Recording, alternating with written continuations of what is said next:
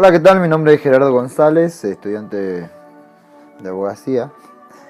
Y la idea de estos videos es aprender enseñando, así que acepto toda crítica, siempre que sea constructiva, por cierto. Y nada, vamos a empezar. Va a ser una seguidilla de videos acerca de los principios constitucionales del derecho penal argentino, ¿ok? Si puede haber una similitud con tu país, no hay problema. Empezamos con el principio de legalidad, artículo 18 de la Constitución argentina. Ningún habitante puede ser penado sin juicio previo, fundado en ley anterior al hecho del proceso. Esto consagra la primera garantía penal, ¿sí? El principio de legalidad.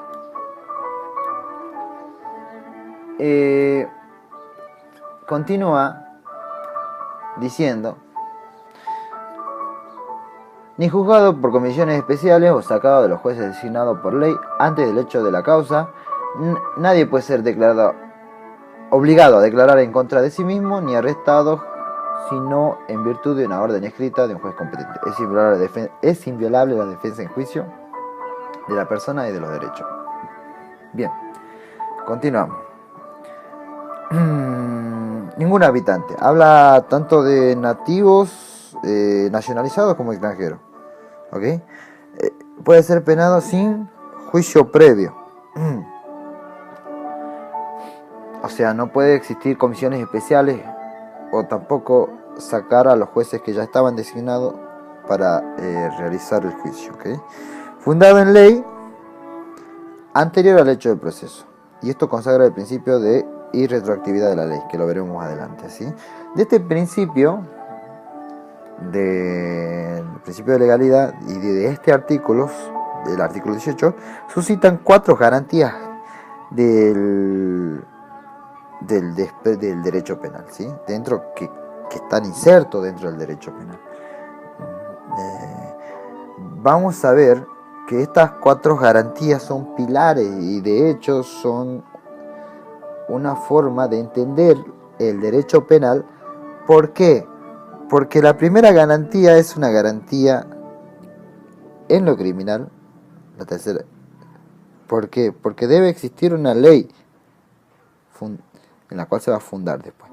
Una ley que me determine clara y que sea muy específica qué conductas van a ser determinadas crimen. ¿Qué conductas van a ser determinado crimen? ¿Se entiende? Por ejemplo, no sé, ahora, silbar a una señorita o decir piropos muy halagantes. Si no hay una ley que no determine que eso va a ser una pena, si no hay una ley que determine que esto va a ser un crimen, no es crimen. Tiene que haber una ley que nos garantice qué conducta van a ser determinado o van a ser determinado crimen, ¿okay? Para saber y tener conocimiento de que se está cometiendo un crimen. Y por ende, la segunda garantía es la garantía penal. Porque debe existir también una ley que nos tenga que decir qué pena va a existir a tal crimen. Corresponde a tal crimen. ¿Okay?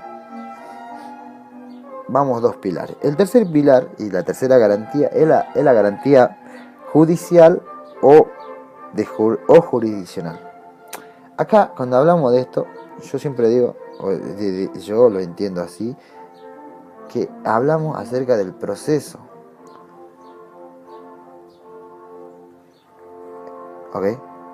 El proceso para establecer el crimen y determinar la pena.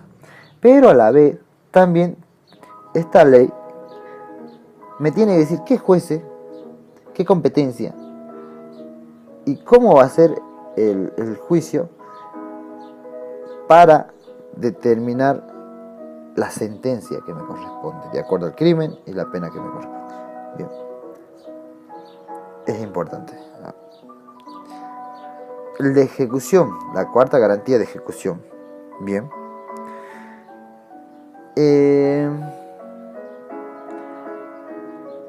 hay una parte que dice: las cárceles de la nación serán sanas, limpias y limpias, para seguridad y no para castigos de los reos detenidos en ella. Y toda medida que a pretexto de precaución conduzca a mortificarlos más allá de lo que ella exija, hará responsable al juez que lo autorice. Y acá hablamos en una garantía de ejecución de cómo voy a ejecutar la condena, ¿sí?, que ha establecido a partir de un crimen, la pena que corresponde, los jueces encargados de determinar el tipo de ejecución y cómo va a ser la ejecución, ¿sí? Esta es la garantía de ejecución penal, que debe estar regulado por ley. Bien. Y si te diste cuenta, hablamos siempre de ley. El único facultado en nuestra nación, el único poder facultado de establecer leyes penales es el poder legislativo. ¿Ok? Es indelegable esta facultad de establecer leyes penales al poder ejecutivo como judicial. ¿Se queda claro? Es indelegable. Características de esta ley: debe ser escrita, ¿sí?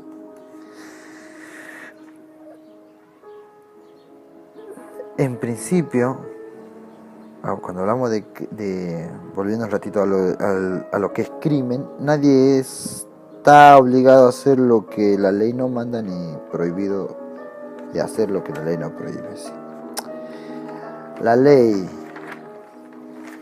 no existe crimen sin ley. Bien. Esta ley tiene principios que rigen la ley, que también están establecidos en el artículo 2 del Código Penal y también consagrado en el artículo 9 de la, Convención Americana sobre Derechos Humanos, suscrita en la Conferencia Especializada Interamericana sobre los Derechos Humanos. San José de Costa Rica, 7 al 22 de noviembre de 1969. Esta Convención Americana sobre Derechos Humanos, también llamado Pacto de San José, establece en el artículo 9, ahí te lo estoy buscando acá, dice: nadie puede ser condenado por acciones o omisiones que en el momento de cometerse no fueren delitos, según el derecho aplicable. Tampoco se puede imponer la pena más grave que la aplicable en el momento de la comisión del delito. Si con posterioridad de la comisión del delito la ley dispone la imposición de una pena más leve, el delincuente se beneficiará de ello. ¿Por qué te hablo de esto? Porque quiero entrar al principio de irretroactividad de la ley. En principio es irretroactivo. Pero ¿qué tipo de leyes son irretroactivas? Que te quede bien en claro que las leyes más severas son irretroactivas. Por lo contrario, la ley más benigna es irretroactiva. Tiene una excepción.